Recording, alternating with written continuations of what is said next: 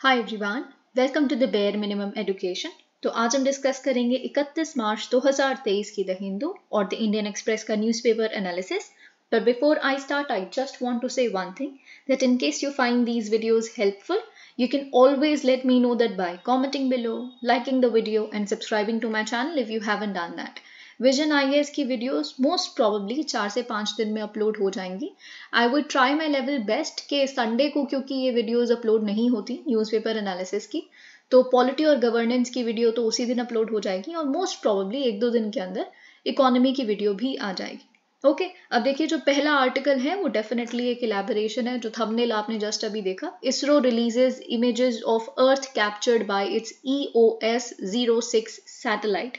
अब देखिए, आप जानते हैं कि अर्थ ऑब्जर्वेशन सैटेलाइट 6, राइट, ये हमने इसको डिस्कस किया था नवंबर 2022 के महीने में, अगर आपको याद हो तो फाइनली क्या हुआ है, इसरो ने रिलीज की है एक इमेज ऑफ अर्थ। ठीक है, आप ये देख सकते हैं, जो आपको इमेज दिख रही है ये एक मोज़ैक है। ठीक है, तो ये मोज़ैक को कैसे बनाया गया है अर्थ के, by combining 2939 individual images. Okay, तो ये आप देख सकते हैं, इंडिविजुअल इमेजेस को कंबाइन करके फाइनली एक इमेज प्रिपेयर की गई है अर्थ की। Okay, the EOS 6 third generation satellite. अब देखिए यहाँ पे आपको जो भी इंफॉर्मेशन लिखी है थोड़ी सी इंपॉर्टेंट हो जाती है, क्योंकि एक बहुत ही खूबसूरत इमेज, और फिर नवंबर में आप जानते हैं जब हमने इस मिशन को डिस्कस किया था, तब भी हमने देखा था that it is an important mission. तो आप जानते हैं ये जो EOS सैटेलाइट है, EOS 6 सैटेलाइट, एक थर्ड जनरेशन इंडियन सैटेलाइट है for monitoring the oceans. Okay, तो आप जानते हैं एक ओशन ऑब्जर्वेशन मिशन में ही एक, आप कह सकते हैं, थर्ड जनरेशन सैटेलाइट है। और जब इसरो ने इसको लॉन्च किया था, तो ये उन्होंने लॉन्च किया था in partnership with ministry of earth sciences. Of course this goes without saying, क्योंकि मिनिस्ट्री ऑफ अर्थ साइंसेज ही ये सारे काम करता है, ओशन ऑब्जर्वेशन, दिस दैट, है ना। तो अर्थ साइंसेज की जो मिनिस्ट्री है वो ऑफ कोर्स पार्टनरशिप में थी। अब देखिए, जब मैं आपको ये कह रही हूँ कि थर्ड जनरेशन इंडियन सैटेलाइट है, और फिर मैं आपको ये भी कह रही हूँ कि ओशन ऑब्जर्विंग मिशन की ये थर्ड जनरेशन सैटेलाइट है, तो कुछ पहले भी इससे सैटेलाइट्स आई होंगी 2, राइट। तो ओशन सैट 1 जो है, ओशन सैट 1 1999 में हमने लॉन्च की थी, और ओशन सैट 2 हमने 2009 में लॉन्च की थी, और फाइनली हमने 2022 में ओशन सैट 3 देखी थी, जिसको हम EOS 06 सैटेलाइट कह रहे हैं। ठीक है, और यहाँ पे जैसे ये सब कुछ यहाँ लिखा है, आप जैसे देख सकते हैं कि किसके माध्यम से, कौन से रॉकेट से हमने लॉन्च किया था, PSLV, polar satellite launch vehicle. ठीक है, ये भी आपको पता है, PSLV C54, जैसा कि आप ये देख रहे हैं। ओके, नवंबर 26 को।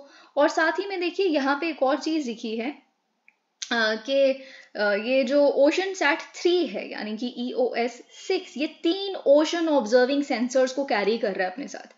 ठीक है, पहला तो है ocean colour monitor, OCM3। Okay, जो आप यहाँ देख सकते हैं, ocean colour monitor.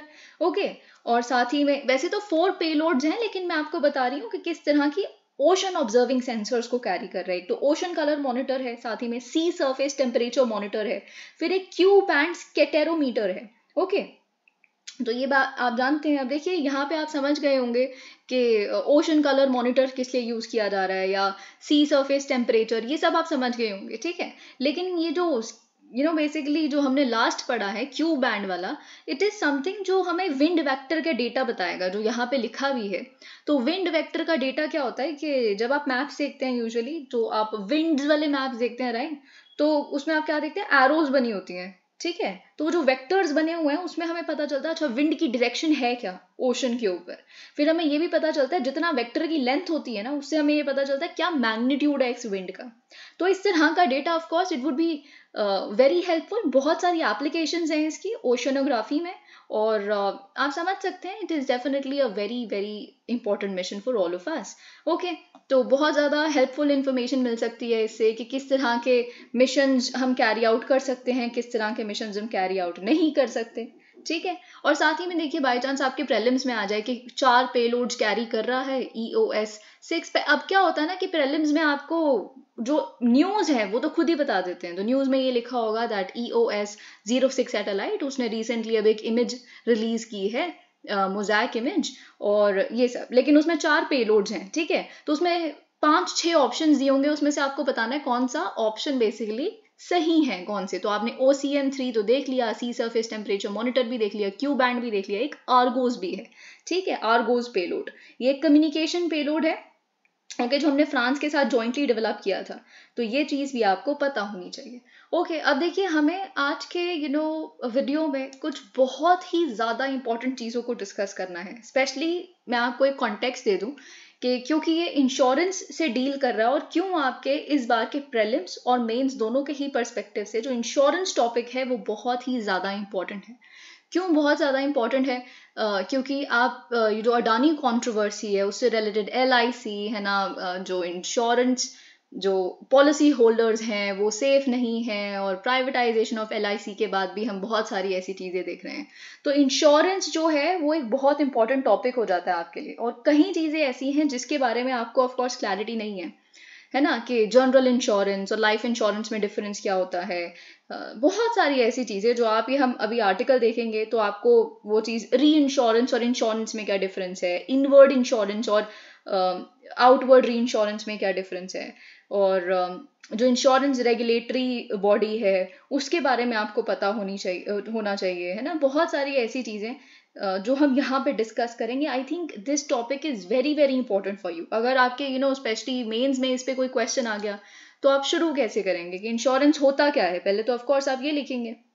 Okay, insurance basically जब एक इंश्योरर यानी कि एक इंश्योरेंस कंपनी है ना, उसे हम इंश्योरर कहते हैं पहली बात तो जब एक इंश्योरर क्या करता है, आपको किसी भी तरह के जब फिनेंशियल लॉसेस होंगे या फिर किसी भी और तरह का लॉस होगा, उसके लिए वो आपको कॉम्पनसेट करे। यही होता है इंश्योरेंस का मतलब, ठीक है। तो ये चीज पहली बात तो आप डेफिनेशन लिखेंगे अपने शुरुआत में जब आप आंसर लिख रहे हैं। फिर उसके बाद हम देख लेते हैं ये न्यूज़ है क्या। Commission cap for insurance agents lifted, how will you gain? Let's look at the news here. India's insurance regulator, the Insurance Regulatory and Development Authority of India, ED, has lifted limits on the payment of commissions to insurance intermediaries. अब देखिए यहाँ पे क्या basically news है। जैसे कि आप देख सकते हैं कि जो insurance regulatory and development authority of India है, इन्होंने लिमिट यानी कि कैप हटा दिया है कि आप कितनी कमीशन दे सकते हैं इंश्योरेंस इंटरमीडियरीज को। अब देखिए इसका मतलब ये है कि जो भी इंश्योरेंस कंपनीज हैं यानी कि इंश्योरर्स जो हैं, ठीक है, तो वो ऑफ कोर्स जो ब्रोकर्स हैं या फिर जो बेसिकली एजेंट्स होते हैं, इंश्योरेंस एजेंट्स जो बेसिकली लोगों से जा के कम्युनिकेट करते हैं और कहते हैं कि देखिए ये पॉलिसी है, आप इसे ले लीजिए। तो ऑफ कोर्स जो इंश्योरेंस कंपनी है, क्योंकि आप उनकी एक पॉलिसी को बिकवा रहे हो, आप एक एजेंट हो, तो उसके लिए आपको वो कंपनी कुछ कमीशन देगी, ठीक है। तो अभी तक क्या था ना, प्रोडक्ट बेसिस पे आप कह सकते हैं कि एक कैप हुआ करता था कि इस तरह का इंश्योरेंस प्रोडक्ट है तो इतना ही कमीशन मिल सकता है एक इंश्योरेंस एजेंट को, उससे ज्यादा नहीं मिल सकता।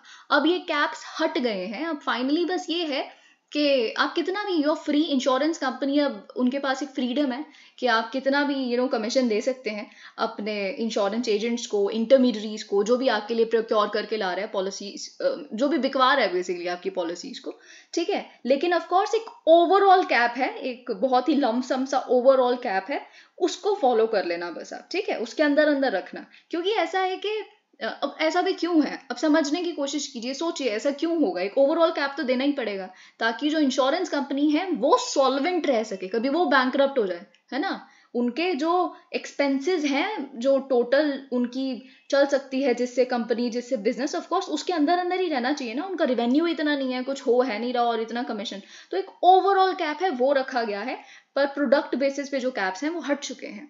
अब both life and non life insurance players will now have greater freedom to offer commissions, which is the compensation that is paid to and received by an insurance agent from an insurer for soliciting and procuring an insurance policy. ये इतनी complicated language में जो लिखा है, बहुत simplify करके मैं आपको already समझा चुकी हूँ, ठीक है।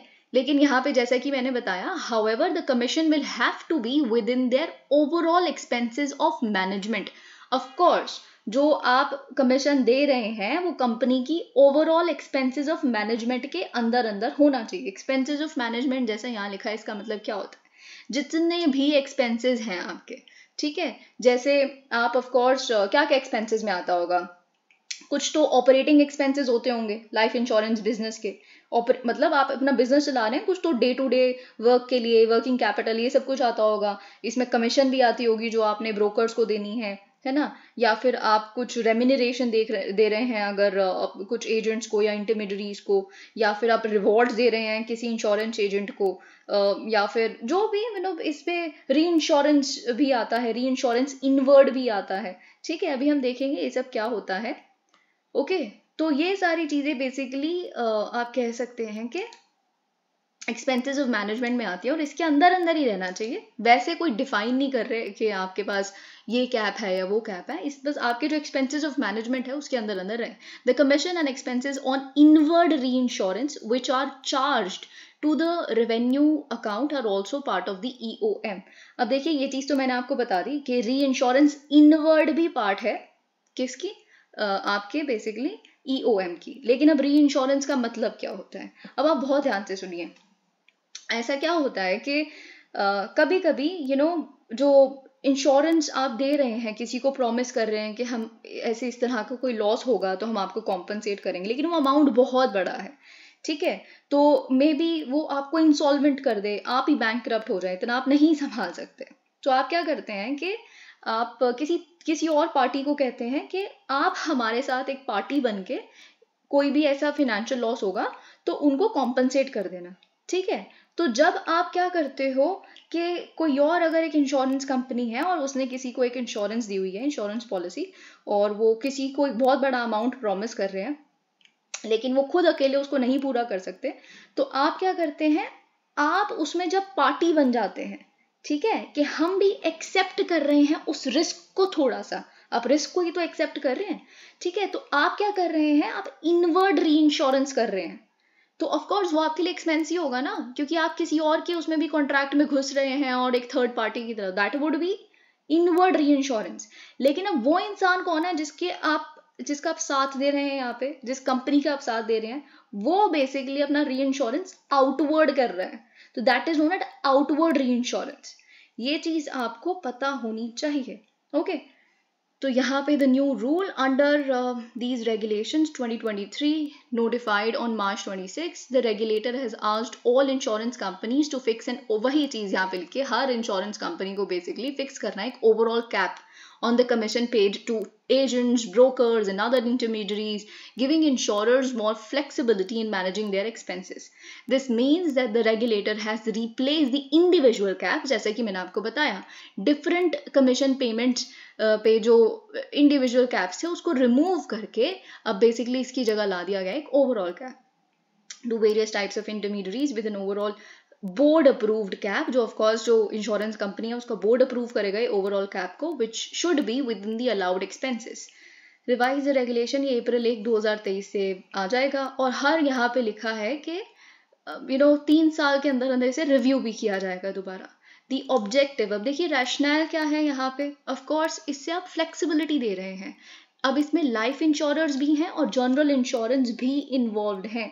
तो देखिए पहली बात तो लाइफ इंश्योरेंस और जनरल इंश्योरेंस में डिफरेंस क्या होता है।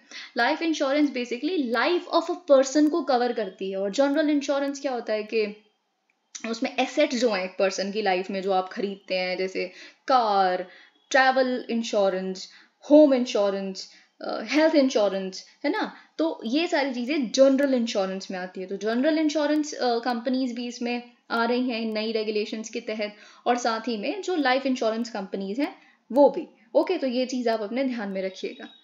Okay, what is written here, अब देखिए क्या है, मैं आपको एक सिंपल सी बात बताती हूँ कि इससे इंश्योरर को यानी कि इंश्योरेंस कंपनी है उसको क्या फायदा होगा और कंज्यूमर्स को यानी कि आप जैसे हमारे जैसे जिन्हें हम पॉलिसी होल्डर्स भी कहते हैं, इनको क्या फायदा होगा। देखिए पहली बात तो ना आपको एक टर्मिनोलॉजी क्लियर होनी चाहिए। अगर आपके प्रीलिम्स में कोई ऐसी स्टेटमेंट आ जाए जिसमें इंश्योरर, पॉलिसी होल्डर ये सब वगैरह लिखा है, तो आपको एटलीस्ट ये बहुत कॉमन सेंसिकल है, ऑल्दो मुझे पता है आपको पता होगा, लेकिन अगर बाय चांस आपको ये इंश्योरर वर्ड और ये सब नहीं पता तो इतना तो क्लैरिटी आपको रखनी ही पड़ेगी, क्योंकि ये गलत हो गया तो आपके सारे कॉन्सेप्ट्स लूज हैं फिर।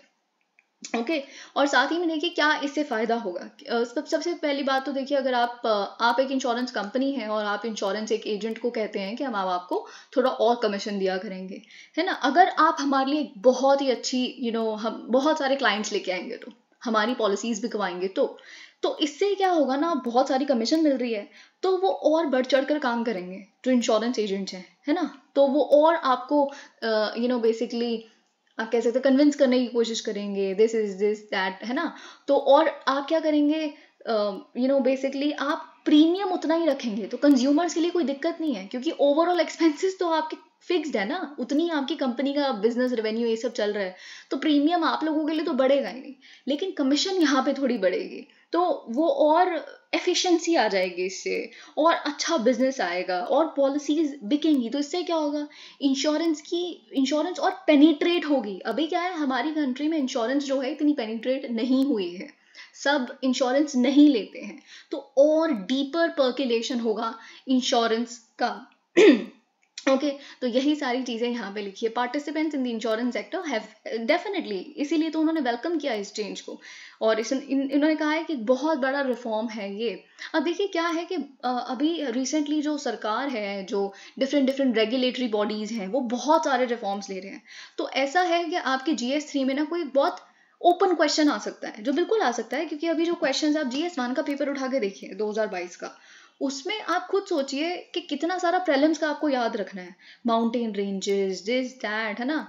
तो ऐसे ही अब जो बहुत ओपन एंडेड क्वेश्चंस, जिसमें मतलब आपको 3-4 पॉइंट आते होंगे, लेकिन of course you will have to write something याद कर करके। तो अगर एक क्वेश्चन ये आ गया कि पिछले 4-5 सालों में बहुत इंस्टीट्यूशनल रिफॉर्म्स और स्ट्रक्चरल रिफॉर्म्स लिए जा रहे हैं भारत में, डिफरेंट सेक्टर्स में, मल्टी डायमेंशंस में, तो ऑफ कोर्स आप एक ये भी लिख सकते हैं इंश्योरेंस सेक्टर में, जो अभी insurance regulatory and development authority of India ने निकाला है। और बहुत सारा कुछ आप लिख सकते हैं। आप लिख सकते हैं कि हम कैसे FDI जो है, FDI के ऑटोमेटिक रूट को और ज़्यादा से ज़्यादा ओपन करते जा रहे हैं, ज़्यादा से ज़्यादा सेक्टर्स के लिए। हमने इकोनॉमिक सर्वे में डिस्कस किया है। और क्या कर रहे हैं हम टेक्सटाइल के लिए टेक्सटाइल पार्क्स बना रहे हैं, ताकि क्या है कि अभी हमारा जो लॉजिस्टिक सेक्टर है, हमारी लॉजिस्टिक्स पॉलिसी आई है 2022 की, जो हमारा लॉजिस्टिक्स है अभी टेक्सटाइल में, वो बहुत फ्रेगमेंटेड है, कहीं पे स्पिनिंग हो रही है, कहीं पे वीविंग हो रही है। तो एक जगह इंफ्रास्ट्रक्चर प्रोवाइड कर दो, सभी वहाँ पे वर्कर्स रह भी वहीं रहे हैं, घर भी वहीं पे है, उनके एफिशिएंसी भी बढ़ गई, वहीं से सब कुछ एक्सपोर्ट हो रहा है, तो बिजनेस बढ़ेगा, एक्सपोर्ट्स बढ़ेंगे। और क्या हो रहा है, एजुकेशन के सेक्टर में क्या हो रहा है, बहुत बड़ा रिफॉर्म है कि UGC ने अप्रूव कर दिया है कि फॉरेन कैंपसेस यहाँ आ सकते हैं। ऑस्ट्रेलिया की 2 यूनिवर्सिटीज हैं, डिकन यूनिवर्सिटी और एक और, जो गुजरात में अब अपने कैंपस खोलेगी। तो ऐसे बहुत सारे हम रिफॉर्म्स देख रहे हैं। ओके मोर लिबरलाइजेशन आप इसे कह सकते हैं, ये भी लिबरलाइजेशन ही है, आप फ्रीडम दे रहे हैं इंश्योरेंस कंपनीज को कि आपने जितनी भी कमीशन देनी है वो दीजिए, है ना। तो ये यहाँ पे आप ऐसे बहुत मल्टी डायमेंशनल सा आंसर सोच समझ के, आंसर इसका कोई फिक्स्ड नहीं है, इसका आंसर कुछ और भी लिख सकते हैं आप, और भी कोई पॉइंट्स लिख सकते हैं, पर क्योंकि हम ये सारी चीजें डिस्कस कर रहे हैं, काफी कॉमन सेंसिकल हमें लगते हैं, तो आप लिख सकते हैं। The insurance companies are paying insurance intermediaries 15% of the total premium business they are bringing in. The new regulation has removed the, अभी क्या है 15% जो बेसिकली बिजनेस आप लेके आते हो, जो एजेंट है ना, 15% उसका मिलता है कमीशन के रूप में, लेकिन अब इससे ज्यादा मिल सकता है, ठीक है। लेकिन ऑफ कोर्स ओवरऑल लिमिट जो है EOM की वो रहेगी। With the new regulations, an insurance company can pay a higher commission to an agent if the business brought in is good and claim free. The liberty to give, वही liberty वाली चीज यहाँ पे आ गई, वही सारी चीजें यहाँ पे लिखी है। सबसे बड़ा आई थिंक इसका जो आउटकम होगा वो पर्कुलेशन ज्यादा बढ़ेगी, जो इंश्योरेंस प्रोडक्ट्स की, है ना, पर्कुलेशन है वो ज्यादा बढ़ेगी। और ऑफ कोर्स उनके पार्ट पे जो एजेंट्स हैं, उनके पार्ट पे भी काफ़ी एफिशिएंसी हम देखेंगे, they would better themselves up, क्योंकि वो डिटेल्स प्रॉपरली एक्सप्लेन करेंगे, वो बताएंगे आपके लिए क्यों फ़ायदेमंद है कि आप ये पॉलिसी लीजिए, ठीक है। तो ये सारी चीज़ें यहाँ पे लिखी है। अब देखिए यहाँ पे आपको ना एक और चीज़, क्योंकि मैं आपको बता रही थी कि इंश्योरेंस इस बार के आपके प्रीलिम्स मेंस दोनों के लिए इंपॉर्टेंट है, तो आपको थोड़ी थोड़ी चीज़ें ऐसी हैं जो आप स्पेसिफिकली पता होनी चाहिए। जैसे पहली बात तो, अगर क्योंकि क्या है कि जब हम एज ऑफ कंसेंट वाली चीज़ देख रहे थे और मैरिज की एज बढ़ाने की बात देख रहे थे, 15 अगस्त आई थिंक 2020 को प्राइम मिनिस्टर मोदी ने जब 15 अगस्त पे ऑफकोर्स इंडिपेंडेंस डे पे जो स्पीच देते हैं तो उसमें उन्होंने बोला था कि हम 21 एज करना चाहते हैं. It was one of the things he said, है ना. तो फिर इट वाज वेरी प्रोबेबल कि 2020 के प्रीलिम्स के क्वेश्चन पेपर में उस पर कोई क्वेश्चन आएगा ही कि एज ऑफ कंसेंट या मैरिज की एज है वो, उसकी हिस्ट्री क्या है या ऐसा कुछ. लेकिन वो इतना हिस्ट्री में चले जाएंगे ये हमें नहीं पता था कि एक एज ऑफ कंसेंट पे सुप्रीम कोर्ट का केस आ जाएगा, जो आया. ठीक है, इसीलिए थोड़ा सा अब इंश्योरेंस की इतनी बात हो रही है तो आपको पता होना चाहिए. ऑफ कोर्स आप ये तो जानते ही हैं कि अगर हम भारत में इंश्योरेंस की हिस्ट्री की बात करें तो it is very deep rooted. जैसे कि अगर हम मनुस्मृति देखेंगे या यज्ञवाल्क्य देखेंगे, यानी कि धर्मशास्त्र या अर्थशास्त्र जो कौटिल्य ने लिखा, इस सब में आप इंश्योरेंस का एक मेंशन पाएंगे. ठीक है, लेकिन ऑफ कोर्स ये तो हम अब मॉडर्न डे इंश्योरेंस की बात कर रहे हैं. तो इसका जो आप रूट देखेंगे वो 1818 में ओरिएंटल लाइफ इंश्योरेंस कंपनी को एस्टैब्लिश किया गया था. कहाँ? कैलकाटा में. ठीक है, of course this is very obvious, Calcutta में ही उस समय सब कुछ हो रहा होगा, इतना तो ब्रिटिशर्स का भी से और जगहों पे नहीं हुआ था. तो 1818 में कैलकाटा में ओरिएंटल लाइफ इंश्योरेंस कंपनी को एस्टैब्लिश किया गया था. 1870 में फिर ब्रिटिश इंश्योरेंस एक्ट भी आया था. ठीक है, तो ये सारी एटलीस्ट इतना बेसिक चीज आपको पता होनी चाहिए. लेकिन फिर अगर हम कहें कि जो लेजिस्लेशन जो थोड़ा बहुत आज भी रेलेवेंट है हमारे लिए, क्योंकि बहुत सारी जो एडा जिस हिसाब से काम कर रही है हमारा ये रेगुलेटर, उसमें प्रिंसिपल्स वगैरह वो कहाँ से लिए गए हैं? Insurance act of 1938. ये आपको पता होना चाहिए. ठीक है, जो इंश्योरर्स हैं यानी कि इंश्योरेंस कंपनीज हैं उन पे इफेक्टिव कंट्रोल लाना, वो इंश्योरेंस एक्ट 1938 से आया था. ये क्योंकि बेसिकली इसका एम ये भी था कि जो इंश्योरेंस की रिलेटेड जो चीज़ें हैं, जो पब्लिक है, पब्लिक के इंटरेस्ट हैं, उनको भी प्रिजर्व किया जाए. तो जो आज बेसिकली हम इतना कुछ देख रहे हैं कि इंश्योरेंस का, इन्वेस्टर्स का, उनका इंटरेस्ट नहीं सेव किया जा रहा, यही तो ऑपोजिशन बेसिकली हम देख रहे हैं आजकल. तो इसीलिए ये चीज़ें जानना आपके लिए बहुत ज़रूरी है. फिर फाइनली क्या होता है आप जानते हैं, ये इंश्योरेंस एक्ट है 1938 का, ये कंटिन्यू किया जाता है. लेकिन फाइनली क्या होता है 1956 में जो लाइफ इंश्योरेंस है, ओके, जो लाइफ इंश्योरेंस इंडस्ट्री है उसको नेशनलाइज किया जाता है. हम नेहरू की बात कर रहे हैं. ठीक है, तो फिर ऑफ कोर्स, और आप ये भी जानते हैं कि 1957 में LIC आती है. एटलीस्ट ये तो आपको पता ही होना चाहिए कि LIC कब आती है? 1957 में. और लाइफ इंश्योरेंस को हम कब नेशनलाइज होते देख रहे हैं? पूरी इंडस्ट्री को 1956 में.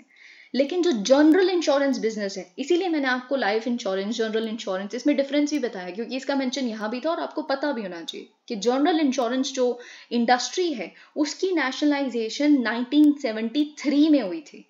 ठीक है, इसके लिए एक एक्ट लाया गया था, जनरल इंश्योरेंस बिजनेस एक्ट 1972 में, जिसके माध्यम से हमने इसकी नेशनलाइजेशन देखी थी. ठीक है, तो ये चीज आपको पता होनी चाहिए. लेकिन सबसे ज्यादा इंपॉर्टेंट क्या है हमारे लिए जानना है, ये कहाँ से आया? Insurance regulatory and development authority of India. ठीक है, तो एक मल्होत्रा कमेटी, क्योंकि देखिए मैं पता क्या एंटिसिपेट करती हूँ कि अगर आपके प्रीलिम्स में इसको मैनिपुलेट कैसे किया जा सकता है. एक तो ये लिख देंगे कि life insurance and general insurance industry were nationalise इन 1956.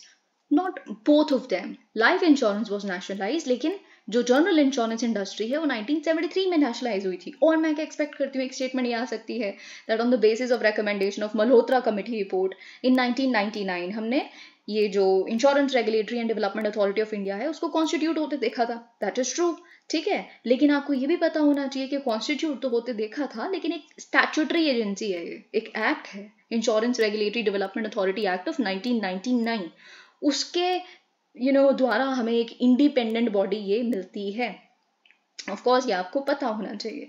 तो जो जैसा कि मैं आपको बता रही थी, जो भी इस अथॉरिटी के फंक्शंस हैं, पावर्स हैं, वो जो एडा एक्ट अभी हमने देखा 1999 का और जो इंश्योरेंस एक्ट है 1938, दोनों ही गवर्न करते हैं आज भी. ठीक है, तो ये चीज आपको पता होनी चाहिए. और ऑफ कोर्स देखिए यूजुअली ये भी होता है कि बहुत बार इकोनॉमिक्स से रिलेटेड जो क्वेश्चन आते हैं प्रीलिम्स में, उसमें बेसिकली जो AIIMS and objectives of a particular body ये पूछ लेते हैं, विच और उसमें यूजुअली डी आंसर होता है, क्योंकि वो सारे एम्स एंड ऑब्जेक्टिव्स होते हैं. वो क्या करते हैं ना, एक बॉडी का प्रियम्बल उठाते हैं. जैसे इस केस में insurance regulatory and development authority of India का अगर आप प्रियम्बल उठा के देखेंगे तो उसमें उनका मिशन लिखा है कि उनका मिशन है क्या. ठीक है, तो वो चीज़ आपको ऑफकोर्स पता होनी चाहिए. कि ये सब लिखा होगा कि सेफ गार्ड करना है इंटरेस्ट ऑफ पॉलिसी होल्डर्स, और ये इंश्योर करना है कि दे आर ट्रीटेड फेयरली, और क्या लिखा होगा कि डिफेंड करना है उनके इंटरेस्ट को, रेगुलेट करना है, प्रमोट करना है orderly expansion of the insurance industry को, है ना, which of course includes both insurance and re insurance. तो ये सारी चीज़ें उसमें लिखी होंगी कि फिनेंशियल साउंडनेस रहे, हाई स्टैंडर्ड्स ऑफ ऑनेस्टी, ये सब कुछ रहे डीलिंग में, और फेयरनेस हो, ट्रांसपेरेंसी हो इंश्योरेंस रिलेटेड फाइनेंशियल मार्केट्स की, टू फॉस्टर ट्रस्ट, ये सब वगैरह आप उसमें देखेंगे। ठीक है, तो ये आपको डेफिनेटली पता होना चाहिए। जब भी इस तरह के जो क्वेश्चंस आते हैं वो उसके प्रियम्बल से ही आते हैं किसी भी रेगुलेटरी बॉडी के। और साथ ही में आपको ये भी पता होना चाहिए कॉम्पोजिशन कैसी है ईडा की। एक चेयरमैन होते हैं, 5 होल टाइम मेंबर्स होते हैं और 4 पार्ट टाइम मेंबर्स होते हैं। ठीक है, तो 10 बेसिकली मेंबर्स यहाँ पे बन गए, तो ये भी आपको पता होना चाहिए। और जो ये बॉडी है ये रेगुलेट किस किस को करती है, लाइफ इंश्योरेंस कंपनीज को करती है, जनरल इंश्योरेंस यानी कि पब्लिक प्राइवेट दोनों। ठीक है, जनरल इंश्योरेंस कंपनीज को करती है, री इंश्योरेंस कंपनीज को करती है, और किसको, इंटरमीडियरीज को करती है। ठीक है, जैसे corporate agents, brokers, third party administrators, ये सब कुछ यहाँ भी लिखा है। ठीक है, तो ये इन सबको भी रेगुलेट करती है। Okay, so this of course I don't think इससे ज़्यादा कुछ आपसे पूछ सकते हैं अगर इंश्योरेंस पे कोई क्वेश्चन आया तो। अब देखिए, हमें एक बहुत ही अच्छा एडिटोरियल डिस्कस करना है, very crisp and precise and yet very relevant editorial for you. Court and climate. अब देखिए, एक बहुत बड़ी न्यूज़ बन सकती है जब भी इसका डिसीजन आएगा। Can countries be sued under international law for failing to avert climate emergencies? देखिए क्या है कि अगर आप पे कोई ऑब्लिगेशंस हैं कि आपको क्लाइमेट क्राइसिस नहीं होने देना, क्लाइमेट इमरजेंसीज नहीं होने देनी, है ना। और ऑफ कोर्स आपसे जो छोटी कंट्रीज हैं वो तो अपने बिहाफ पे क्लाइमेट इमरजेंसीज को नहीं रोक सकती, क्योंकि उनके पास ना ही इतना रेवेन्यू है, ना ही इतनी एक्सपर्टीज है, वो नहीं कर सकते। तो ये जो ऑब्लिगेशन आती है फिर ये बड़ी कंट्रीज पे भी आ जाती है। तो बेसिकली अगर कंट्रीज अपनी ऑब्लिगेशंस को फुलफिल नहीं कर रही हैं तो क्या उनको स्यू किया जा सकता है, उनके खिलाफ लीगल प्रोसीडिंग्स चलाई जा सकती हैं। ये क्या हम बात कर रहे हैं, ये वेंसडे को क्या हुआ है, यूनाइटेड नेशंस जनरल असेंबली ने क्वेश्चन पूछा है इंटरनेशनल कोर्ट ऑफ जस्टिस से। मैं आपको ये पहले भी बता चुकी हूँ, इंटरनेशनल कोर्ट ऑफ जस्टिस जैसे हमारा सुप्रीम कोर्ट है ना, हमारे प्रेसिडेंट उनसे कोई एडवाइजरी ओपिनियन मांग सकते हैं, वैसे ही लॉ पे या किसी फैक्चुअल मैटर पे कि क्या ऐसा हो सकता है, इस पे क्या लॉ कहता है, इस तरह के क्वेश्चंस जब भी यूएनजीए यानी कि United Nations general assembly face करती है वो आईसीजे को रेफर कर सकती है। ठीक है, तो हम देखते हैं कि आईसीजे इस पे क्या कहता है। अब देखिए, ये जो रेजोल्यूशन आया था यूएनजीए पे, ये स्पॉन्सर किया गया था small Pacific island nation Vanuatu द्वारा। ठीक है, तो ऑफ कोर्स इसको अडॉप्ट किया गया यूनानिमसली पूरे यूएनजीए द्वारा। इससे ये पता चलता है एटलीस्ट क्लाइमेट क्राइसिस एक ऐसी चीज़ है जिसपे ग्लोबल कंसेंसस एग्जिस्ट करता है, लेकिन यूएस जैसी और बहुत सारी ऐसी वेस्टर्न कंट्रीज हैं इसको बहुत रिलक्टेंटली इसमें हामी भरी, क्योंकि उनकी इमेज खराब हो जाती है अगर वो नहीं इसमें, जहाँ सारी कंट्रीज जा रही हैं वहाँ कभी तो आपको जाना ही पड़ेगा ना, वरना आप वैसे इतना लेक्चर करते हैं पूरे वर्ल्ड को तो वहाँ आपकी इमेज खराब हो जाती है। तो उनने भी किया, पर अभी हम देखेंगे क्यों reluctantly, specially of the, but it also reflects the frustration of the. अब ऑफकोर्स देखिए क्या है ना कि सब काफ़ी फ्रस्ट्रेटेड हैं UNFCCC से।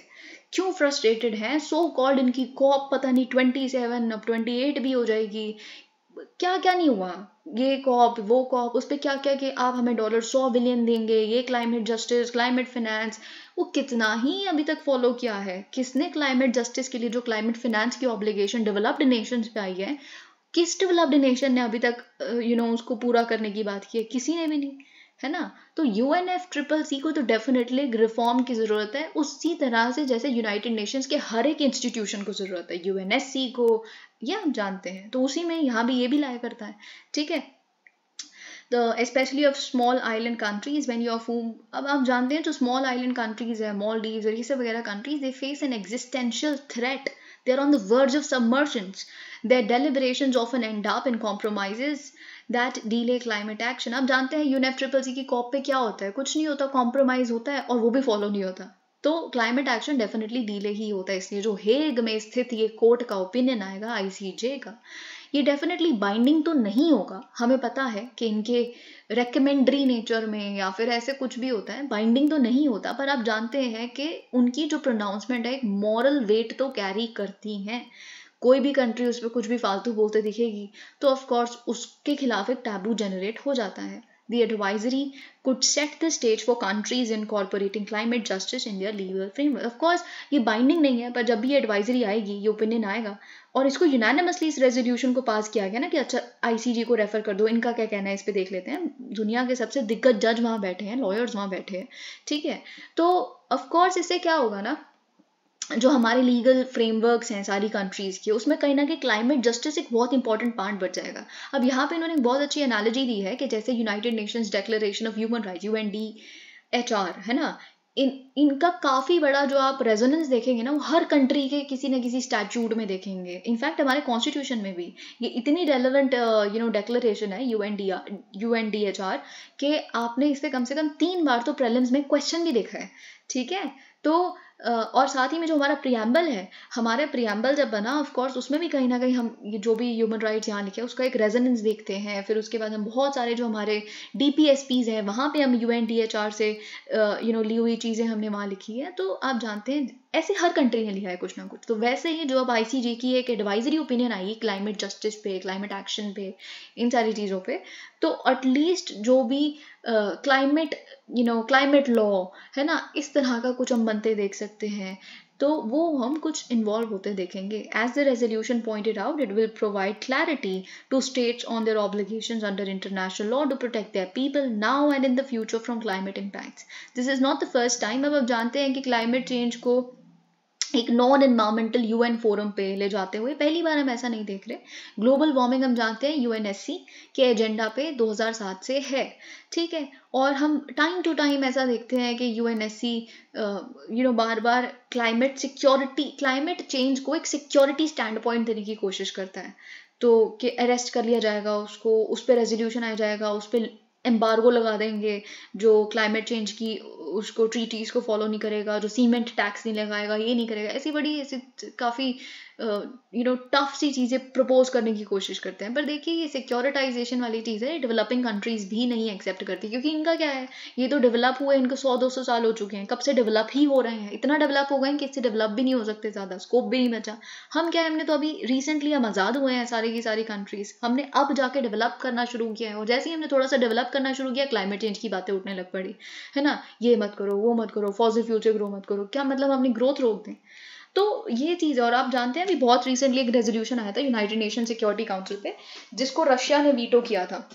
आपको याद होगा क्योंकि हमने डिस्कस किया था. उन्होंने यही कहा था, देखिए डेवलपिंग कंट्रीज नहीं फॉलो कर सकती, सारी डेवलपिंग कंट्रीज पे फिर लीगल प्रोसीडिंग्स चल रही होंगी, क्योंकि हम सीमेंट और ये सब वगैरह, ये अभी हमारा बिजनेस है. एग्रीकल्चर, कल को कह देंगे कि चावल खाना बंद कर दो, तो फिर हम क्या करेंगे, कीटो डाइट. तो ये ऐसी बहुत सारी चीज़ें हैं जो यहाँ लिखी हैं, ठीक है. मतलब इसका जिस्ट ये है. But developing countries including India and China have rightly resisted the securitisation of climate change.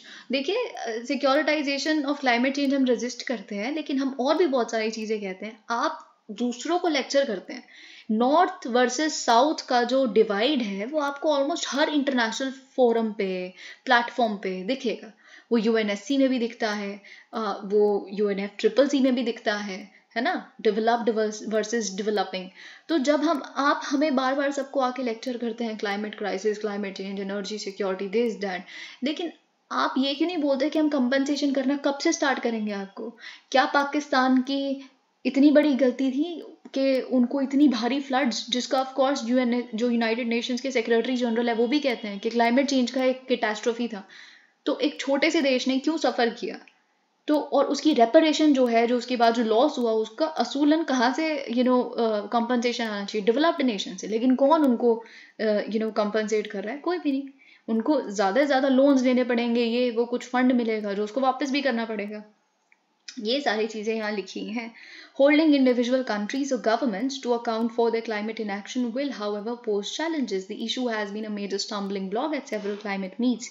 The Paris Agreement has a clause specifying that the pact does not involve or provide a basis for any liability. तो ये देखिए Paris Agreement में भी लिखा है, क्योंकि इतना practical तो नहीं है ये सारी चीज़ें. सिक्योरिटाइजेशन ऑफ क्लाइमेट चेंज इतना प्रैक्टिकल नहीं है, तो इसलिए पेरिस एग्रीमेंट में भी लिखा है कि ये पैक्ट है, ये इन्वॉल्व नहीं करता कि अगर कोई आप ये वाली चीज़ फॉलो नहीं करते तो आप फॉलो कर लें, ज़्यादा अच्छी बात है. पर अगर नहीं कर पाते तो ऐसा कोई लायबिलिटी नहीं है आपके ऊपर कि आपको बेसिकली सू कर दिया जाएगा इसके लिए.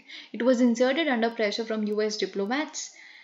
Okay, American support for the UNGA resolution was reportedly a reluctant one, जैसे कि मैंने आपको बताया. क्योंकि बात वही है ना कि अगर आप खुद सोचिए, पेरिस एग्रीमेंट में भी अगर कोई बात हो रही है कॉम्पनसेशन की है वो, और US नहीं देता उसको, तो फिर उस पर भी लायबिलिटी आ जाती है.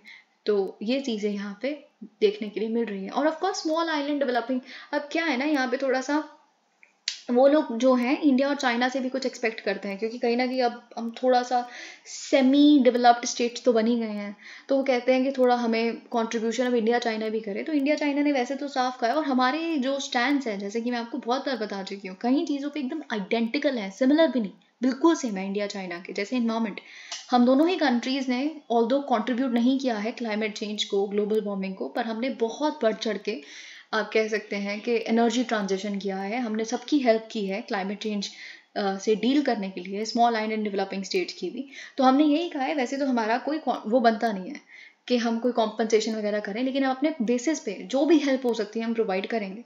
ठीक है. The UNGA's intervention should not detract from the task of, वही चीज़ कि अब UNGA की जो इंटरवेंशन है, ठीक है, अच्छी बात है. ICJ क्या कहता है देखते हैं हम, पर UNFCCC को रिफॉर्म करने की ज़रूरत है, ये मत भूलिए. ओके. और क्योंकि इसको मोर इक्विटी सेंसिटिव, जस्टिस ओरिएंटेड बनाने की ज़रूरत है. Engaging with the ICJ could push it towards this direction. The UNFCCC will however require much more initiative from its wealthier members.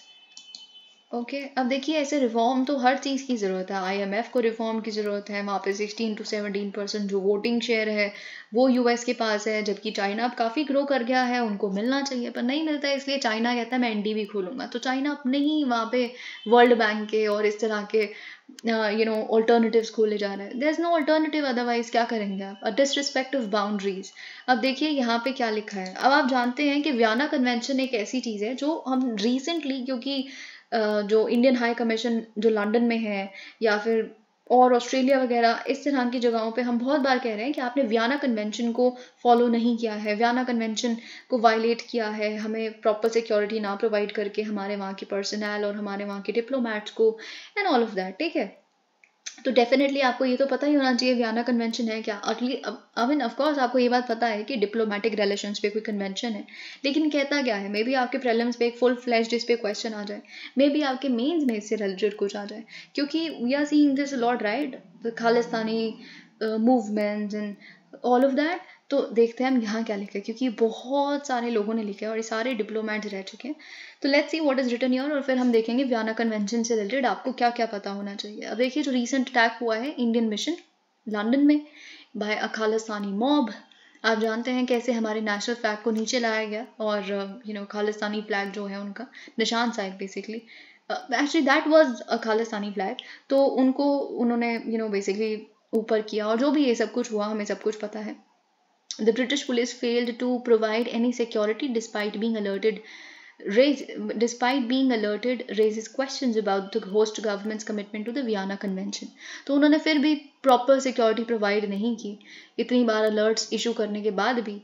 तो क्या वो सच में कमिटेड हैं भी वियना कन्वेंशन के लिए या नहीं, अब इस पे क्वेश्चन मार्क उठ चुका है. और साथ ही में क्या वो कमिटमेंट है कि नहीं. इंडिया UK रोड मैप 2030 जो जॉर्ज जॉनसन और प्राइम मिनिस्टर मोदी ने साइन किया था, और ऑफ कोर्स इन्विजन किया था कि ऐसा होना चाहिए. ठीक है. और ऑफ कोर्स बेसिकली आप जानते हैं बहुत कुछ कर रहे हैं हम. FTA, ऑल्दो FTA अभी दिवाली की जो डेडलाइन थी वो पूरी हो नहीं पाई. तो अब क्योंकि जब आप हमारी सिक्योरिटी का ध्यान नहीं रख पा रहे हैं, तो मे बी अब हमारी तरफ से डिले होगा. एनी रियल, अब देखिए, जब हम कहते हैं कि 2030 का विजन ये है हमारा रोड मैप 2030, कि हम अपने बायलेटरल टाइज को कॉम्प्रिहेंसिव स्ट्रेटेजिक पार्टनरशिप तक लेके जाएं, तो कोई भी स्ट्रेटेजिक पार्टनरशिप बिना respect for sovereignty and territorial integrity of parties के बिना नहीं पूरी की जा सकती. ऐसी कौन सी स्ट्रेटेजिक पार्टनरशिप होती है जहाँ पे आप एक दूसरे के सिक्योरिटी का ही ध्यान नहीं रखते. तो ये कौन सी स्ट्रेटेजिक पार्टनरशिप है. स्ट्रेटेजिक पार्टनरशिप का मतलब क्या होता है, मैं आपको बहुत बार बता चुकी हूँ. जहाँ पे वैसे ही अगर आप देखेंगे नहीं, जो शब्द है ये कॉर्पोरेट सेक्टर से आता है. वहाँ पे क्या होता है, जब एक दो कंपनी स्ट्रेटेजिक पार्टनरशिप में होती हैं, तो इसका मतलब दोनों राइवल्स नहीं है. उनका भला हमारा भला, उनका दुख हमारा दुख, ये वाली चीज़ होती है. तो हमारे जो ऐसा नहीं है, जीरो सम पावर होता है ना, जो जीरो सम गेम, वैसा नहीं है हमारा रिश्ता कि वो दुखी होंगे तो ही हमें डील मिलेगी, मतलब उन्हें डील नहीं मिल रही तो हमें डील मिलेगी, उनको डील मिली तो हम खुश, ऐसी वाली चीज़ होती है, ठीक है। तो वैसी कंट्रीज के केस में भी होता है, जब स्ट्रेटेजिक पार्टनरशिप, तो मतलब किसी का दुख दूसरे का खुशी नहीं हो सकती। अगर किसी की सिक्योरिटी अगर वो इम्पिंज हो रही है तो कहीं ना कहीं आपको भी उतना ही अफेक्ट हो रहा है उसकी वजह से, ये होता है स्ट्रेटेजिक पार्टनरशिप का मतलब, ठीक है। तो ये चीज़ यहाँ पे लिखी है, the UK establishment does not respect these boundaries in allowing political activity. अब देखिए, जब आपने अलाउ कर दिया, अब ये चीज़ है ना कि freedom of speech and expression वगैरह, ये सारी चीज़ें इन तरह की कंट्रीज़ में एक डिस्गाइज, इसका सहारा लिया जाता है ताकि कुछ ना करना पड़े, क्योंकि आपने पॉलिटिकल एक्टिविटी अलाउ कर दी सिक्सेशनिस्ट सिख एलिमेंट्स द्वारा अपनी सॉइल पे। अब देखिए यहाँ पे ना एक चीज़ लिखी है कि ये बात हर कंट्री को पता है, और अगर मैं आपको एक और बात बताऊं, आपको ऐसा लग रहा है कि जब हम बार बार कहते हैं कि खालिस्तानी जो मूवमेंट थी वो पाकिस्तानी इंटेलिजेंस ने फंड की थी, या वहाँ के लोगों ने काफ़ी सपोर्ट किया था, ये ट्रिगर किया था बहुत ज़्यादा 1980s की अगर हम बात करें या आज की भी बात करें, तो हम जस्ट बिकॉज इसलिए कहते हैं क्योंकि हर चीज़ के पीछे पाकिस्तान का ही हाथ होता है, हम इसलिए नहीं कहते हैं। ये बात बिल्कुल वेल एस्टैब्लिश्ड है, अगर आपको पता हो, नहीं पता तो मैं बता देती हूँ कि उस समय के जो खालिस्तानी प्रेसिडेंट थे जगजीत सिंह चौहान, ठीक है, बहुत सारे ऐसे और लोग, खैर मैं प्रेसिडेंट का यहाँ पे एग्जाम्पल आपको लेके बता रही हूँ, तो उन्होंने खुद ये चीज़ बताई है, क्योंकि इतना ब्लडशेड हुआ 1980s में, फिर उन्हें खुद समझ आ गया कि ये मिलिट्री मीन्स से और ये सारी चीज़ें करके डेफिनेटली खालिस्तान का एस्टैब्लिशमेंट नहीं हो सकता, बेहतर यही है सब मिलजुल के रहें, काम खत्म। ये सच में ऐसा हुआ। तो फिर जब ऑफकोर्स उनसे इंटरव्यू लिया गया तो उन्होंने सारी चीज़ें बताई। इनफैक्ट जुल्फिकर अली भुट्टो जो पाकिस्तान के हेड रह चुके हैं, उन्होंने काफ़ी बार उनको बुला के पाकिस्तान में कहा कि आप दोबारा शुरू करो खालिस्तान मूवमेंट, जब जब इनको लगता था वो कहते थे आप दोबारा खालिस्तान मूवमेंट शुरू करो, हम आपको फंड करेंगे, ये करेंगे। तो ऐसे बहुत सारी चीज़ें है ना। तो ये बात कोई सीक्रेट नहीं है, या हमारे जस्ट बिकॉज हम अपने नेबर को पसंद नहीं करते हम इसलिए कह रहे हैं, this is well established and of course UK knows it. और यहाँ पे भी जो आप देख रहे हैं, जो वहाँ प्रो खालिस्तानी प्रोटेस्ट हो रही है, वहाँ पे भी उनको पता है कि पाकिस्तान के इंटेलिजेंस ऑपरेटिव्स के साथ लीग में है कहीं वहाँ के रेडिकल लीडर्स, और वो इस तरह की चीज़ें कर रहे हैं। तो आपको ये बात नहीं पता, आप इसको freedom of speech and expression का नाम क्यों दे रहे हैं? ये तो कंप्लीटली सिक्योरिटी की बात हो जाती है। ओके, तो ये चीज़ यहाँ पे लिखी है, it needs to reflect on whether supporting Sikh separatism in the UK is compatible with the comprehensive strategic partnership that the two countries intend to forge. Okay, the core issues goes beyond providing security to the mission. अब देखिए, जो core issues हैं वो definitely सिर्फ इतना नहीं है, हमारा जो इशू है या कंसर्न है कि हमारे मिशन को, हमारे एम्बेसी जो भी आप कह सकते हैं, उसको सिक्योरिटी नहीं प्रोवाइड की गई अगेंस्ट द डेमोन्स्ट्रेटर्स।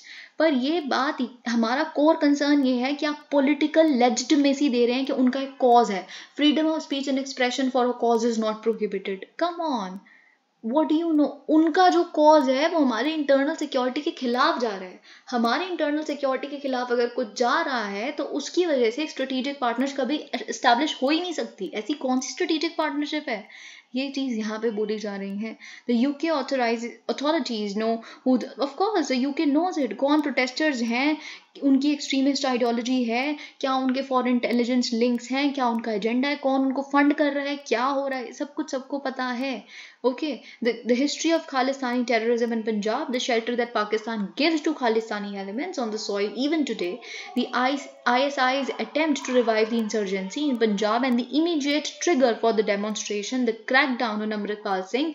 अब उनको ये भी पता है कि अमृतपाल सिंह पे जो क्रैकडाउन हुआ वो क्यों हुआ है, क्योंकि वो अटेम्प्ट कर रहे थे कि टेररिज्म को रिवाइव किया जा सके पंजाब में। And this is known to everybody. Okay, तो अगर आप उनको कह रहे हैं कि उनका जस्ट कॉज है freedom of speech and expression, तो आप गलत पॉलिटिकल सिग्नल दे रहे हैं इंडिया को। And we are definitely very disappointed by all of this.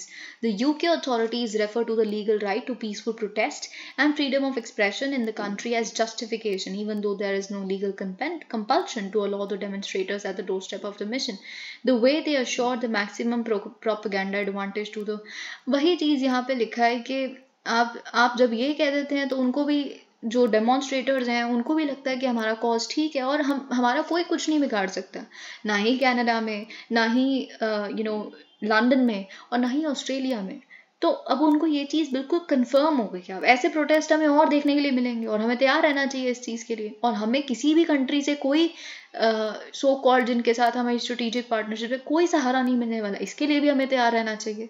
The MEA frustrated by the UK governments attitude has voiced, वही हमने अपने रिजेंटमेंट को वॉइस किया है that this is unacceptable. Okay, और ये सारी चीज़ें यहाँ लिखी है। और हमने ये भी कहा है कि अरेस्ट किया जाए, प्रोसिक्यूट किया जाए जितने भी लोग उस इंसिडेंट में इन्वॉल्व थे।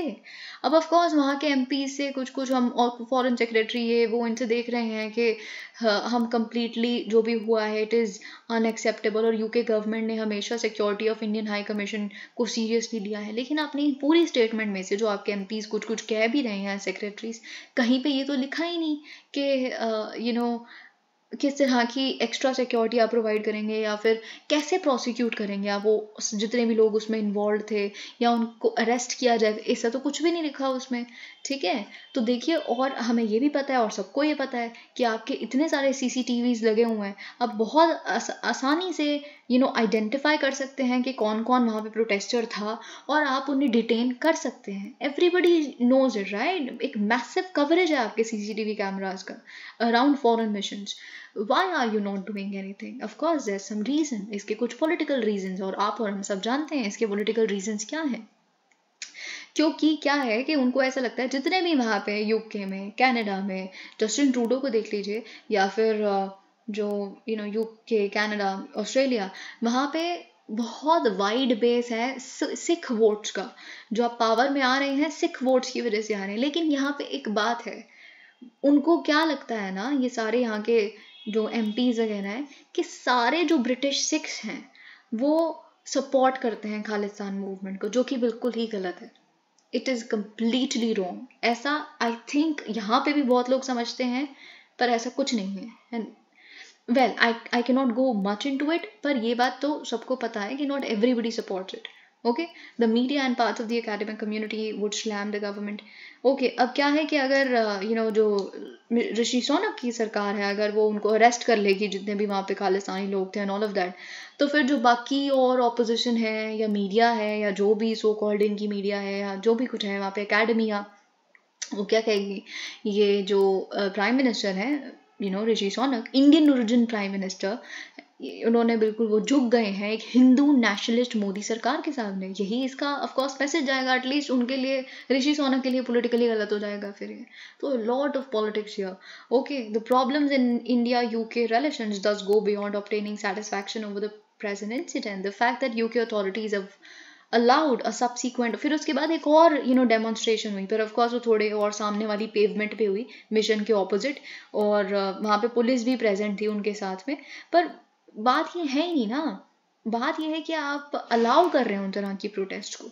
This is a signal that UK government is not against the agitational methods of the Khalistanis to flag their cause, and this gives political comfort. तो इसीलिए उनको पॉलिटिकल कंफर्ट भी मिल जाता है खालिस्तानीज को।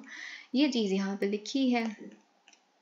India may now be feeling enough is enough. Definitely, India is feeling that enough is enough. We have as a first step, हमने इसीलिए इस पे रिटालिएशन भी किया है। हमने क्या किया है, UK के जो हाई कमीशन है हमारे भारत में, उनकी जो एम्बेसी है, हमने जो उनको एक्स्ट्रा सिक्योरिटी दी हुई थी वो हमने विड्रॉ कर ली है। नॉर्मल सिक्योरिटी जो आपको ऑब्लिगेशन होती है वियना कन्वेंशन के तहत प्रोवाइड करने की, वो तो दी हुई है, और भी हमारे पास ऑप्शंस हैं। अब ये खुद देखिए, फॉरेन सेक्रेटरीज और डिप्लोमेट्स रह चुके हैं, तो इनसे कुछ थोड़े हार्श हैं, पर हम पढ़ लेते हैं। ठीक है, वी हैव मैनी ऑप्शंस, हमारे पास बहुत सारे ऑप्शंस हैं। जितनी भी प्लान्ड ऑफिशियल विजिट्स हैं सब कैंसिल कर दीजिए या होल्ड पे रख दीजिए।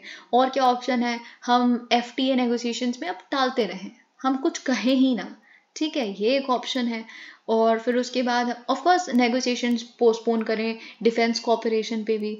और हम और क्या कर सकते हैं, जो वीज़ा फैसिलिटी है UK नेशनल्स के लिए, उसको सस्पेंड कर दें।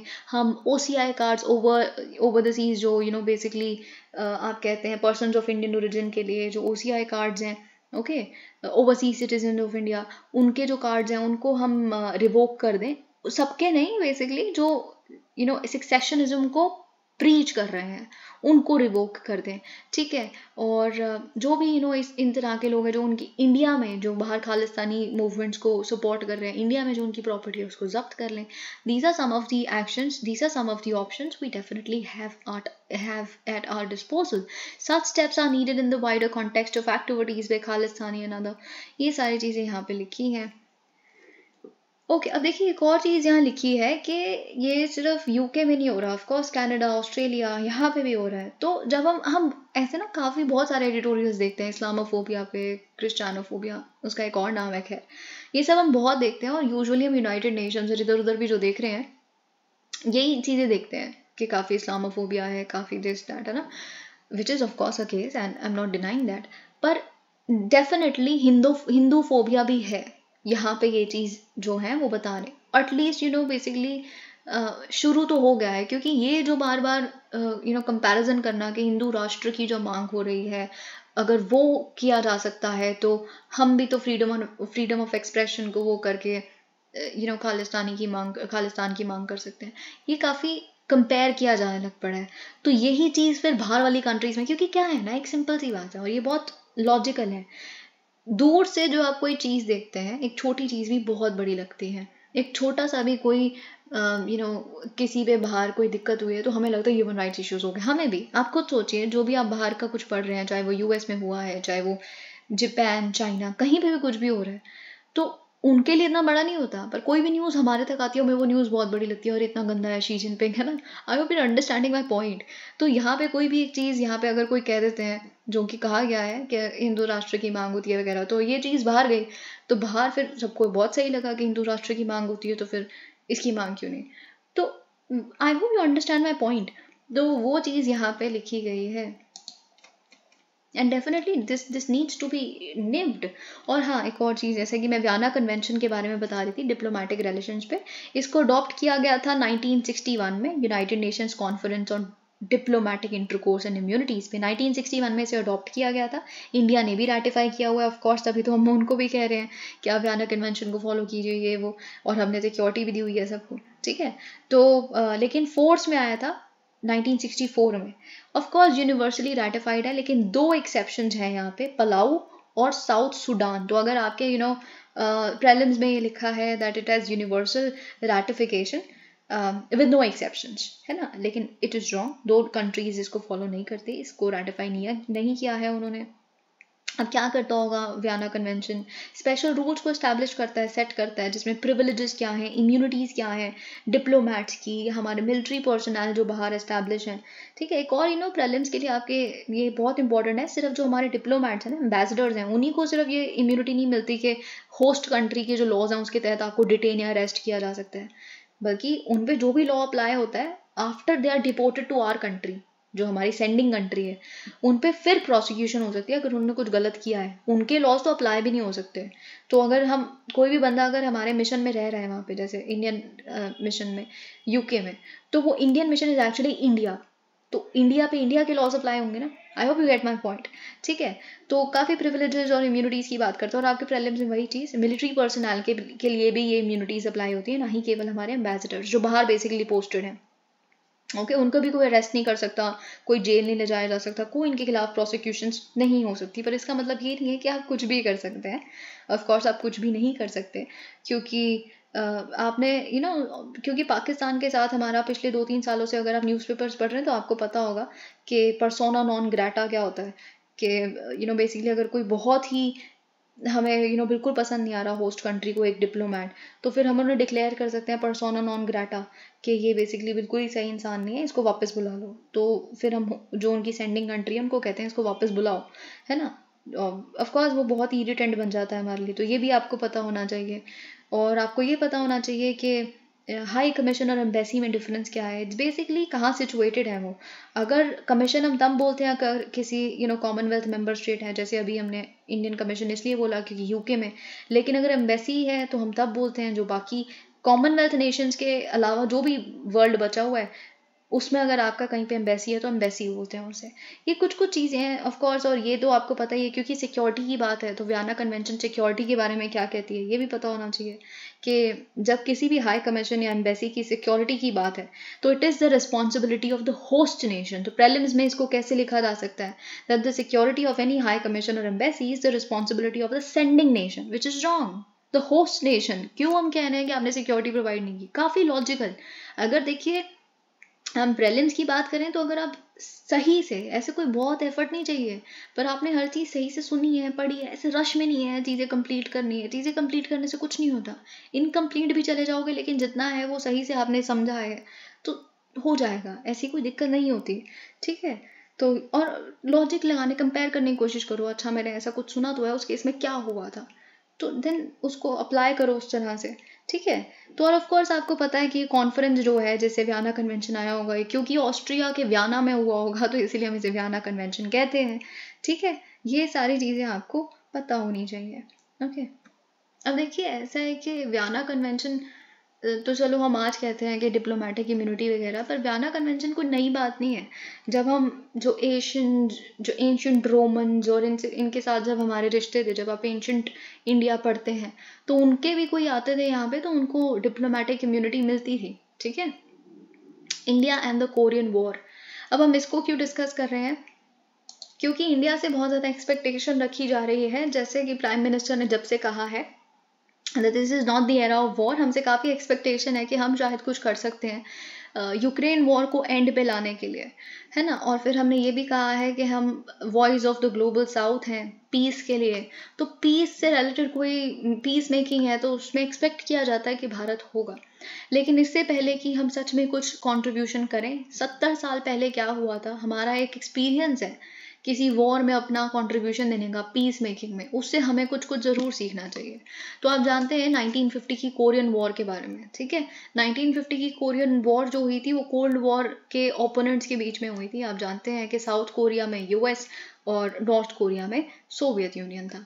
ठीक है, तो उसमें प्राइम मिनिस्टर जवाहरलाल नेहरू ने ऑफकोर्स काफ़ी बड़ा एक डिप्लोमेटिक पुश दिया था कि जो ये वॉर है ये वर्ल्ड वॉर ना बन जाए, क्योंकि रिसेंटली अभी एक वर्ल्ड वॉर 2 खत्म हुई थी, तो कोई भी ये नहीं चाहता था कि जो कोरियन वॉर है वर्ल्ड वॉर बन जाए। ऑफकोर्स इसमें दो बहुत बड़ी पावर्स इन्वॉल्व थी, यूएसएसआर और यूएस, तो एस्केलेट होने के बिल्कुल चांसेस थे, इसीलिए इंडिया ने वो हर कोशिश की थी कि एस्केलेट होके वर्ल्ड वॉर ना बने।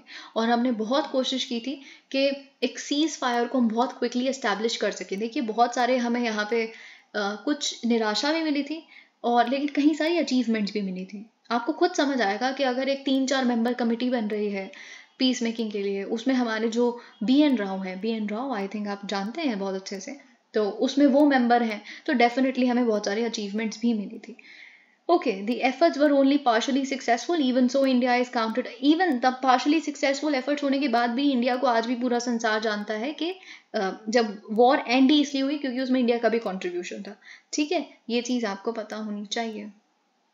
Nehru and his invoice to bring the war to a swift, इसीलिए बहुत सारे ऐसे आपको एसेज बुक्स वगैरह उसमें लिखा हुआ मिलेगा आपको कि नेहरू और उनके एनवॉइस ने काफ़ी कोशिश की थी, कंट्रीब्यूशन किया था स्विफ्ट कंक्लूजन, बहुत जल्दी कंक्लूड करने में इस वॉर को, prevent UN from adopting a policy that might lead to its escalation and to reconcile the divergent positions of the 2 super power blocs. हमने ये सब करने की कोशिश की थी और हम सक्सेसफुल हुए थे इसमें। A couple of attempts by India to bring, अब देखिए यहाँ पे वही सारी चीज़ें लिखी हैं, हमने काफ़ी सारे अटैम्प्ट्स किए और हमारे कई अटैम्प्ट्स तो फेल ही हो गए। हम सीज़ फायर लाने की कोशिश कर रहे थे, लेकिन बहुत बार हमने कोशिश की 1952 से पहले भी, लेकिन वो कुछ भी नहीं हुआ।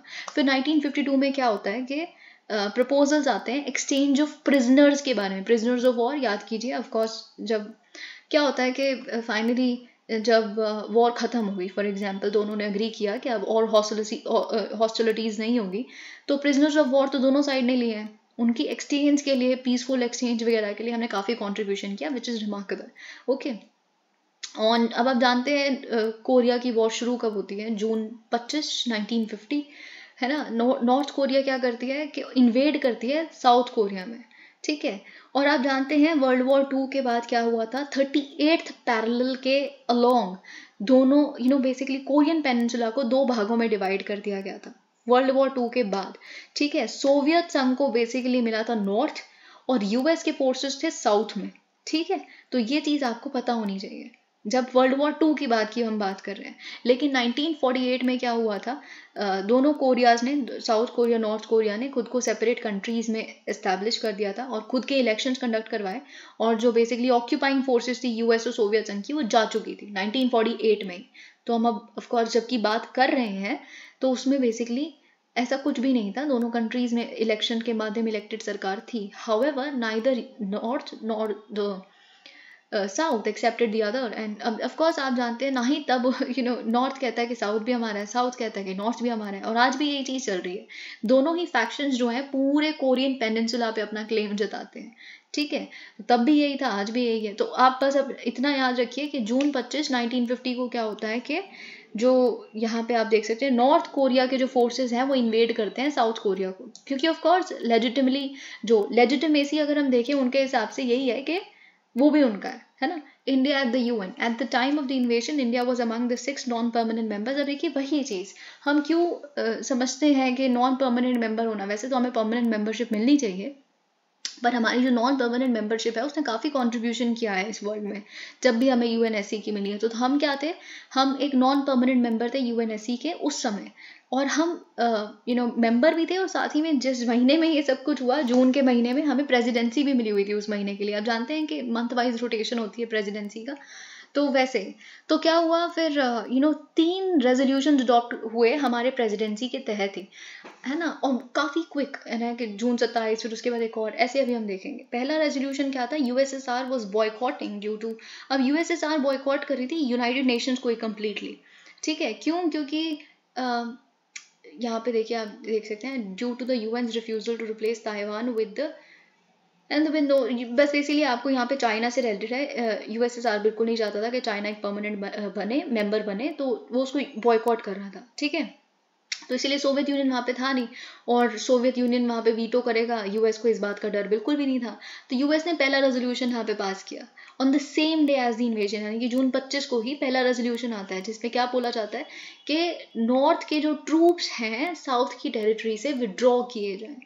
और देखिए काफ़ी सरप्राइजिंग होता है ये यूएस के लिए कि हमने उसके फेवर में वोट किया, इंडिया ने यूएस के द्वारा लाए गए किसी रेजोल्यूशन के फेवर में वोट किया, विच इज़ अगर हम देखें यूएसएसआर के खिलाफ सो कॉल्ड, है ना। तो ये चीज़ तो which of course left US surprise pleasantly although.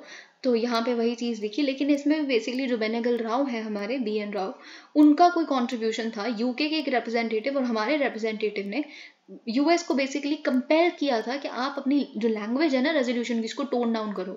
उस रेजोल्यूशन में क्या लिखा था, एक्ट ऑफ एग्रेशन, जो आज भी यूएस कहता है। तो हमने क्या कहा, हम इसको करेंगे तो हम इसके फेवर में वोट, लेकिन आप इसे ब्रीच ऑफ पीस बोल दीजिए कि पीस की ब्रीच हुई है, एक्ट ऑफ एग्रेशन मत बोलिए। फिर एक और सेकंड रेजोल्यूशन आता है, ये भी यूएस स्पॉन्सर्ड है, जून 27 को आता है, 2 दिन बाद ही आ जाता है, जिसमें बेसिकली क्या था, यूएन मेंबर्स को ऑफर करना था असिस्टेंस, किसको, साउथ कोरिया को, कि वो इन्वेजन को रिपेल कर सके, क्योंकि इन्वेजन तो साउथ कोरिया पे हुई है ना। तो ये चीज़ तो ऑफ कोर्स यहाँ पे वही सारी बातें लिखी हैं। इसमें पहले ऑफ कोर्स हमने रिफ्यूज़ किया इनिशियली कि हम वोट नहीं करेंगे, पर जवाहरलाल नेहरू जी उन्होंने मतलब इवेंचुअली एक्सेप्ट कर लिया रेजोल्यूशन को। क्यों, क्योंकि ब्रिटिश हाई कमीशन ने बोला इंडिया में कि कोई न्यूट्रलिटी हो ही नहीं सकती, क्योंकि ये एक एग्रेशन, तो इन्वेजन तो एग्रेशन ही है, और क्या है, चाहे आप इसे ब्रीच ऑफ पीस बोल लीजिए, कुछ भी बोल लीजिए। तो ऑफ कोर्स जो भी यहाँ पे वीक पावर है जिसके खिलाफ इन्वेजन हुई है, उसको तो एक होल हार्टेड सपोर्ट मिलना चाहिए, जो भी वो मांगे। फिर तीसरे रेजोल्यूशन की बात आती है, उसमें हम एब्सटेन करते हैं, जुलाई 7 को आती है। इसमें क्या होता है, यूएस फोर्सेस को कमांडिंग पावर मिल जाती है, जो कंबाइंड इंटरनेशनल फोर्सेस है ना, जो अब बेसिकली हेल्प करेंगे साउथ कोरिया को, उसको कमांड करेगा यूएस, इसलिए हम एब्सटेन कर लेते हैं। ओके, लेकिन ऑफ कोर्स हम ये नहीं दिखाना चाहते थे कि भारत कुछ कर ही नहीं रहा, अपनी ड्यूटी ही नहीं निभा रहा कि इस वॉर को रोकने में कुछ करें। तो हम क्या करते हैं, which is definitely a very remarkable step. हमने क्या है ना कि जब वर्ल्ड वॉर्स भी हुई थी, हमने अपने सारे नर्सेज, ऑफकोर्स महात्मा गांधी भी बहुत सारे वर्ल्ड वॉर के टाइम पे नहीं, उससे पहले जो वॉर्स हुआ करती थी उसमें नर्सिंग की है उन्होंने, बहुत सारे लोगों की, वुंडेड सोल्जर्स की। वही हमने यहाँ पे भी किया, हमने सेंड किया अपना 60th पैराशूट फील्ड एम्बुलेंस को, which did outstanding work treating wounded soldiers. इसका काफ़ी ज़्यादा अप्रिसिएशन भी हुआ था। तो इसीलिए हम दिखे कि हम कंट्रीब्यूट कर रहे हैं पीस मेकिंग में। और आज भी देखिए क्या है कि ऑल्दो सबको लगता है कि हम न्यूट्रल हैं, हम कुछ नहीं कर रहे, हम रशिया के खिलाफ कंडेम नहीं कर रहे या जो भी, पर हमने अपने पार्ट पे जो भी हेल्प हो सकती थी यूक्रेन में, मेडिकल फैसिलिटीज़, दवाइयाँ, ये सब कुछ किया है। ठीक है, तो और इनफैक्ट बहुत सारे और कंट्री से जो लोग थे जो वहाँ फंस गए थे जब नई नई इन्वेजन हुई थी फरवरी 24 में, तो हम उन सारे देशों के भी लोग वहाँ से निकाल के लेके आए थे इंडियंस के साथ साथ। तो यही कंट्रीब्यूशन होती है, और सिर्फ बड़ी बातें बोलने से थोड़ा हो जाता है। You not working on ground and you talk tall. Okay, Nehru's view at this time was that giving the people's, तो ऑफ कोर्स आप जानते थे कि उस समय जो नेहरू थे और हमारी सरकार थी वो सपोर्ट कर रही थी कि चाइना का एडमिशन होना चाहिए सिक्योरिटी काउंसिल में। ओके, क्योंकि यही, और इसीलिए होना चाहिए क्योंकि यही एक रेजोल्यूशन लेके आ सकता है कोरिया की प्रॉब्लम को। आप जानते हैं कि नॉर्थ चाइना कम्युनिस्ट था, नॉर्थ है ना, तो चाइना का, सोवियत संघ का, उसमें काफ़ी बेसिकली आप देख सकते हैं USSR return to the security council, फिर अगस्त आता है यूएसएसआर वापस आ जाता है। ओके, फिर उसके बाद वो ब्लॉक करता है जितने भी यूएस आगे रेजोल्यूशंस लेता है ना। Okay, including one on sanctioning China, तो चाइना पे भी सैंक्शन कर रहे होते हैं, तो उसको भी बेसिकली ब्लॉक कर देता है यूएसएसआर। ठीक है, Due to the Soviet vetoes, the US shifted the action to the United Nations. अब देखिए वही सारी चीज़ें, क्योंकि सोवियत वीटोज हो रही है तो यूएस क्या करता है, यूएनजीए चला जाता है, फिर एक मात्र वही सहारा रहता है। अब ऑफ कोर्स यहाँ पे भी India failed in effort to block a US British resolution for UN forces to cross into North Korea. ये बातें यहाँ पे Nehru's proposal for truce and talks. अब फिर क्या होता है एक के बाद एक हमारी टॉक्स के लिए, लेकिन जो प्रपोजल्स होते हैं वो फेल होते हुए हमें दिखते हैं। फिर ये सारी बातें यहाँ पे लिखी है, फेल हुए, फिर नेहरू फाइनली कूल्ड ऑफ, उन्होंने कहा छोड़ो अब हम कुछ करेंगे नहीं। लेकिन उसके बाद थोड़े ही महीनों बाद 1952 में हम क्या देखते हैं, पैन मुनजोम टॉक्स देखते हैं। आर्मस्टिस एग्रीमेंट आप जानते हैं, यूनाइटेड नेशंस आर्मस्टिस एग्रीमेंट जो कोरिया के केस में हुई थी 1953 में हुई थी, आई थिंक या 1953। ठीक है, तो आपके प्रीलिम्स में ये आ सकता है, क्योंकि हम कोरिया से रिलेटेड रिसेंटली बहुत सारी चीज़ें भी देख रहे हैं कि आर्मस्टिस एग्रीमेंट किससे रिलेटेड था। तो फाइनली उसमें भी हम काफ़ी सारी कॉन्ट्रीब्यूशंस करते हैं, प्रिजनर्स ऑफ वॉर के एक्सचेंज में भी काफ़ी सारी कॉन्ट्रीब्यूशन करते हैं। हमारे ही कहने पे न्यूट्रल कमेटी बिठाई जाती है, न्यूट्रल कमेटी में हम भी एक मेंबर होते हैं, और प्रिजनर्स ऑफ वॉर की जो कस्टडी है इंटरिम वो भी हम लेते हैं। तो ये इस तरह का बेसिकली, अब इस केस में ब्राज़ील है ना, ब्राज़ील के प्रेसिडेंट जो लूला दा सिल्वा, वो कह रहे हैं कि एक पीस क्लब बनाते हैं जिसमें चाइना इंडिया भी होगा, and we should work together to bring out peace in Ukraine, we should do something about it. तो अगर ऐसा वो पीस क्लब की बात कर रहे हैं जिसमें इंडिया भी होगा, तो इंडिया को किस तरह की हेल्प करनी है वो हमें 70 साल पहले के एक्सपीरियंस से सीखना चाहिए। अब देखिए यहाँ पे बेसिकली जो हमने कल न्यूज़ देखी थी, Delhi dahi goes curd returns in FSSAI's revised order. तो आप सोचिए वो इतनी बड़ी न्यूज़ थी कि कल हमने आई थिंक सेकंड या थर्ड पेज पे देखी थी, कि आज द हिंदू के फ्रंट पेज पे आई है, जो हिंदी इम्पोजिशन वगैरह से रिलेटेड, जो food safety and standards authority of India ने कहा था कि दही शब्द यूज़ कीजिए, कर्ड नहीं, इंग्लिश वर्ड हटा दीजिए एंड ऑल ऑफ दैट। तो फाइनली उन्होंने कहा है कि इंग्लिश वर्ड और साथ में ब्रैकेट में जो रीजनल वर्ड है वो मदर टंग जो है उसको यूज़ कीजिए।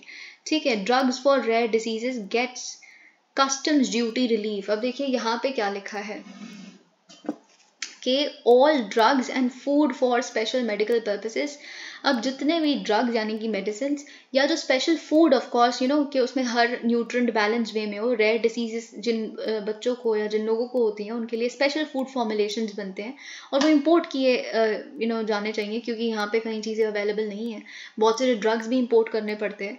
तो इन चीज़ों पे बेसिकली इनके इंपोर्ट पे कोई भी बेसिक कस्टम ड्यूटी नहीं लगेगी, and this is a very good step. Okay, it's fully exempted from the basic customs duty.